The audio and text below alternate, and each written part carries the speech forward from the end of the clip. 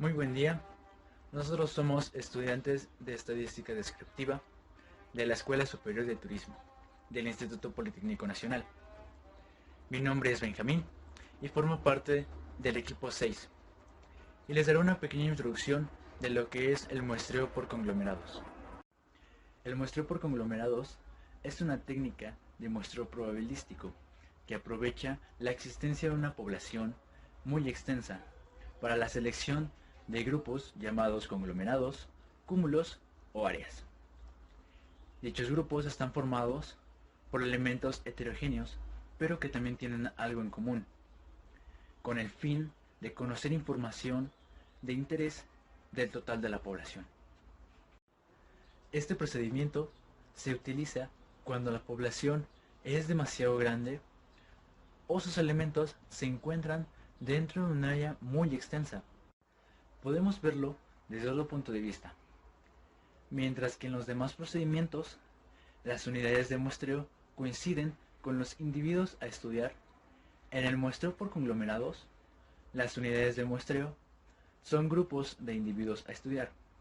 Esto resulta muy beneficioso en términos de costo. Sin embargo, es habitual obtener menos precisión al utilizar esta técnica, causada por falta de heterogeneidad dentro de los conglomerados. Y bien, a lo largo de este video te explicaremos más a fondo sobre este método, cómo se desarrolla, sus ventajas y desventajas, así como la aplicación para resolver problemas complejos. Como anteriormente se explicó, el muestreo por conglomerados se usa cuando existen grupos que contienen toda la variabilidad de la población. Estos grupos son similares y son diversos internamente. Básicamente, los grupos se seleccionan dividiendo la población principal en varias secciones. Es decir, en lugar de tomar toda la población, el muestreo por conglomerados le permite al investigador recopilar datos mediante la bifurcación de estos en grupos pequeños y más específicos y efectivos también. A continuación les explicaré cuál es el proceso habitual que se lleva a cabo para la realización de dicho muestreo. Lo primero que hay que hacer es definir un público objetivo y también el tamaño de la muestra. Una vez hecho esto, hay que crear un marco de muestreo. Hay que utilizar uno existente o bien crear uno nuevo para el público objetivo. Después hay que evaluar los marcos en función a la cobertura y agrupación y hacer cualquier ajuste correspondiente. Los grupos se deben ser variados en función a la población, que debe ser exclusiva e integral. Después hay que definir los conglomerados o grupos. Este paso se trata de identificar una característica que permita dividir a la población en grupos disjuntivos, esto quiere decir sin solapamientos, también de forma exhaustiva, o sea que todo individuo de la población debe estar incorporado a un grupo. Los miembros de los grupos deben ser seleccionados de manera individual, de tal manera que los grupos no difieran entre sí, esto en relación a aquello que se quiera medir. Un criterio habitual para definir el conglomerado es el conglomerado geográfico o de área, pues el investigador puede dividir a la población en provincias, municipios o estados dependiendo el tamaño de la muestra y luego seleccionar a los grupos dependiendo el tipo de investigación, aunque también los grupos pueden estar compuestos por otros múltiples elementos, como por ejemplo familias, edades, provincias, industrias, entre otros. Lo más importante sobre esta técnica de muestreo es dar a todos los conglomerados las mismas posibilidades de ser seleccionados para la muestra.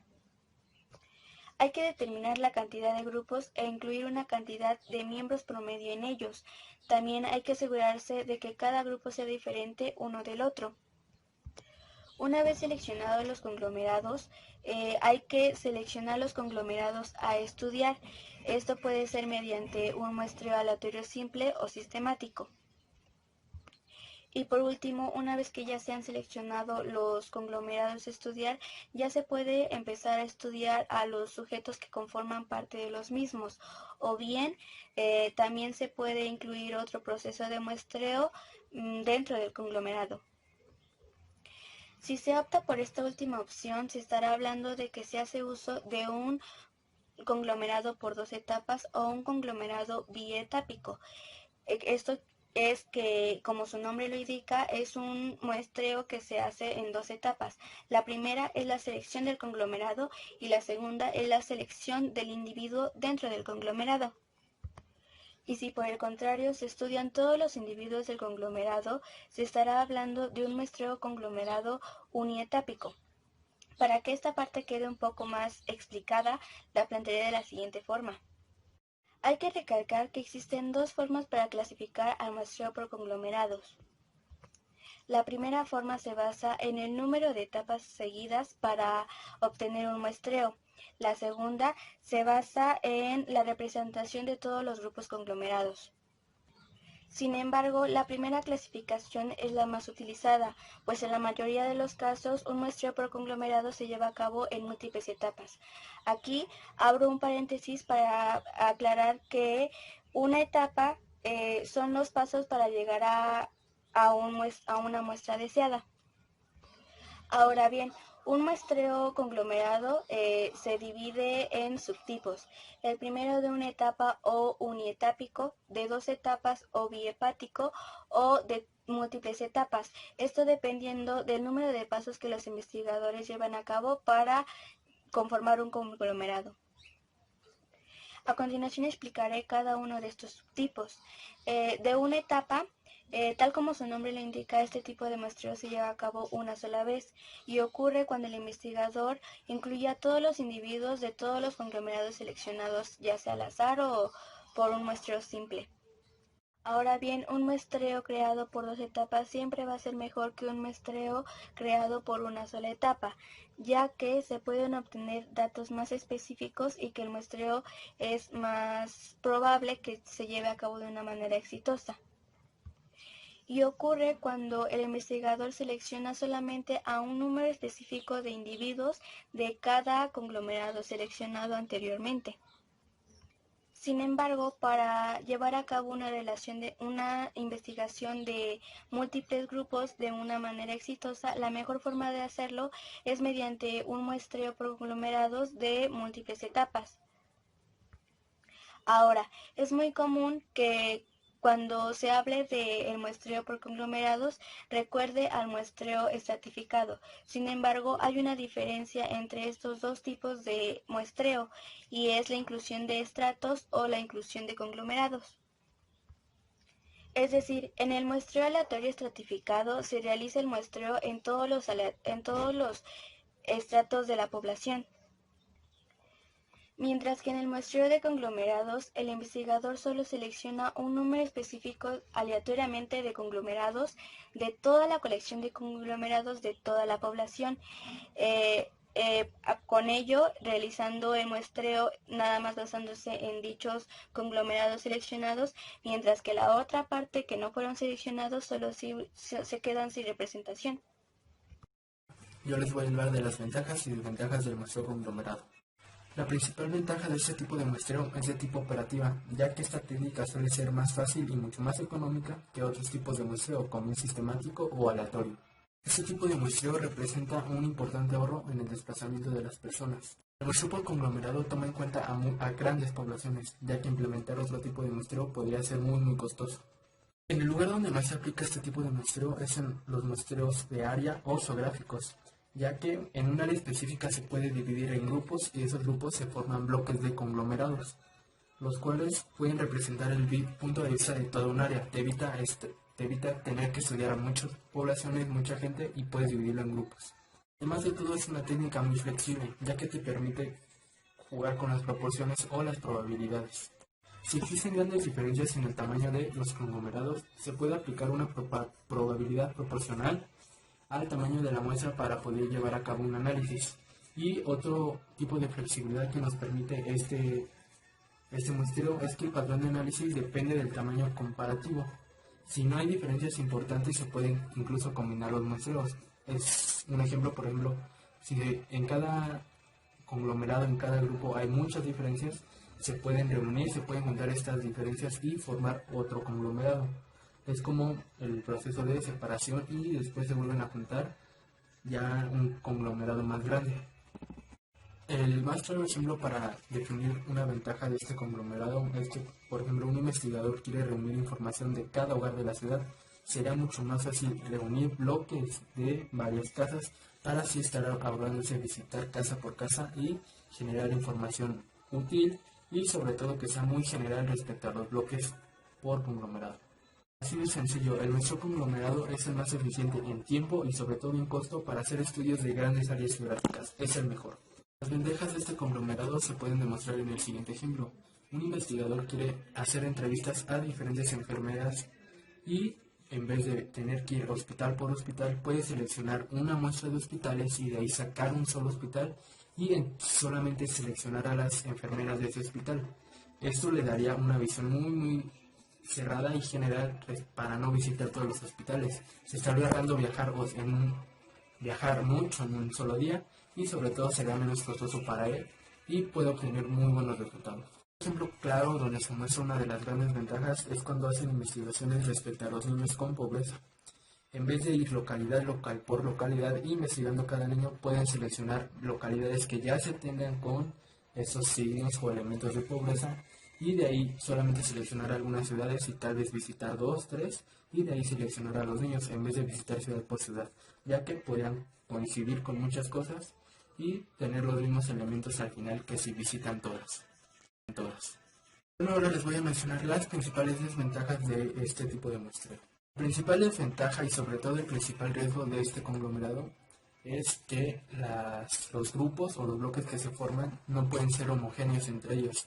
Un ejemplo es, por ejemplo, se quiere hacer un estudio sobre la percepción religiosa en diferentes comunidades del estado de Guanajuato y al seleccionar solamente dichas ciudades puede que sean muy diferentes entre ellas mismas, ya que por razones culturales, razones de creencias, pueden tener datos diferentes y no puede ser una visión general realmente, solamente es la visión de algunos. Hacer este tipo de muestreo tiene una gran desventaja que es de tipo operativa, ya que hacerlo representa un gran riesgo de precisión, ya que como mencioné, no todos los muestreos pueden ser similares o pueden representar el pensamiento o las ideas o las condiciones de todos. El muestreo por conglomerado muchas veces no puede representar una verdadera diversidad al momento de hacer estudios. El riesgo que se tiene al estudiar por medio de conglomerados es que se pueden dar lo que se conoce como muestras sesgadas. Una muestra sesgada se explica como que si un grupo tiene una opinión, puede no ser la de los demás. Si dicho grupo que se estudia tiene como muestra una opinión sesgada, se deduce que toda la población la tiene. Esto muchas veces no te da un caso real de lo que se quiere estudiar. Un ejemplo de esto es una investigación tal vez sobre las preferencias de refresco en una ciudad. Las personas elegidas puede que solo tengan la preferencia por, no sé, una Pepsi, pero en realidad toda la población no prefiere ese refresco, sino prefiere una Coca-Cola. Pero como a las personas que se les entrevistó prefieren eso, se va a considerar que todos prefieren ese refresco. Normalmente en los conglomerados se tiene un error de muestreo muy alto, lo cual lo podemos hablar como el efecto de diseño. Otros métodos suelen tener menos errores que este, por eso es que esto no es recomendado para principiantes en el tema de los muestreos. Son las ventajas y desventajas.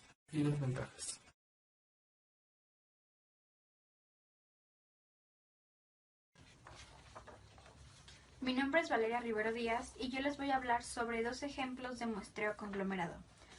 Como bien vimos con mis compañeros anteriores, el muestreo conglomerado pues no es muy complicado, es muy sencillo de entender y con estos dos ejemplos que están relacionados al turismo, pues espero que quede un poco más entendido lo que es el muestreo conglomerado.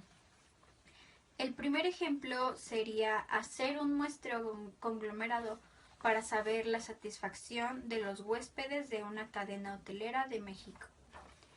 Supongamos que una gran cadena de hoteles en México busca realizar una encuesta de satisfacción de los huéspedes.